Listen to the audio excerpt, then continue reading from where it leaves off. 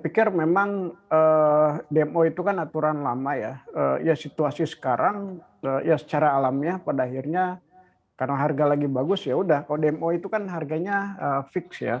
Tapi kalau di internasional kan harganya mengikuti mekanisme pasar. Jadi mereka mendahulukan untuk pasar ekspor ya.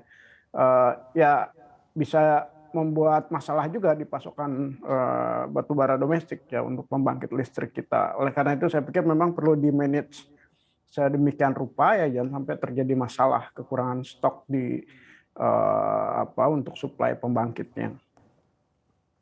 Mhm. Mas Deddy dengan melihat bahwa untuk dalam negeri, untuk kebutuhan listrik tentunya, utamanya mungkin untuk kebutuhan listrik oleh PLN begitu, untuk membangkitkan pembangkit listrik dari PLN melalui PLTU ya. Anda melihat untuk lonjakan batu bara ini apakah mengganggu pasokan batu bara untuk PLTU di dalam negeri kita sehingga SDM mungkin melakukan pelarangan atau Kementerian SDM melakukan pelarangan terhadap 34 perusahaan ekspor batu bara?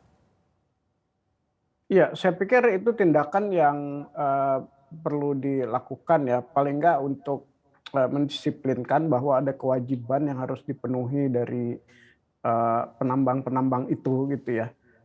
Memang ketika harga bagus, ya mereka hasil produksinya semua dilempar ke pasar ekspor ya, sehingga yang di domestiknya terbengkalai. Nah saya pikir, ya upaya ini, bagus ya, tapi memang harus diatur sedemikian rupa. Mungkin, menurut saya dibuat rasio aja gitu ya.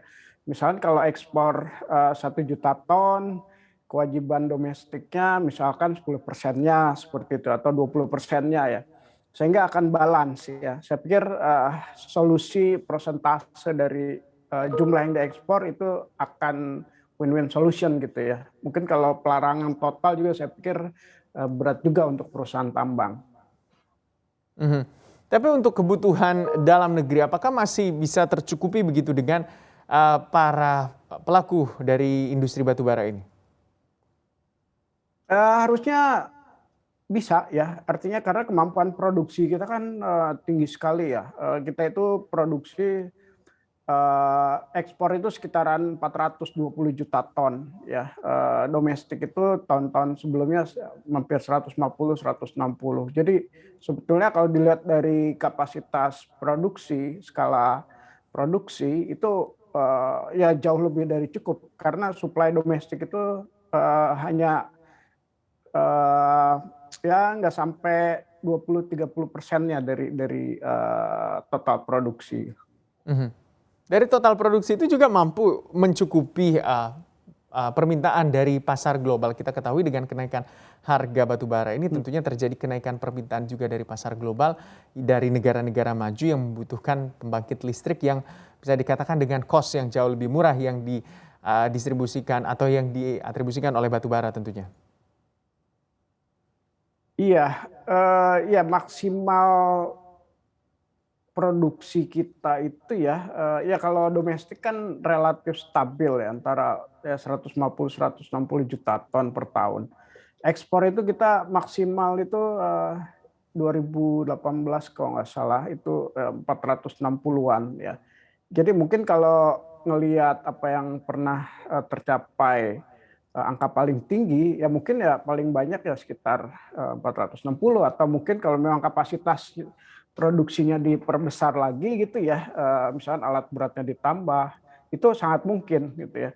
Cuma kan, ya perusahaan juga sangat berhitung ya, artinya, peningkatan yang terjadi sekarang ini kan, ya kemungkinan besar sementara ya.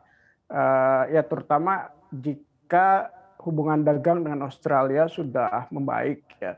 Artinya ada pemain,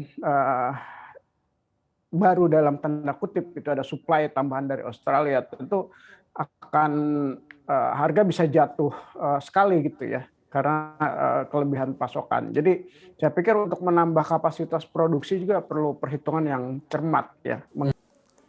Untuk informasi lebih lengkap dan berita terkait, klik link deskripsi. Dan jangan lupa juga untuk download aplikasi CNBC Indonesia yang tersedia di Play Store dan juga App Store. Jangan lupa subscribe ya.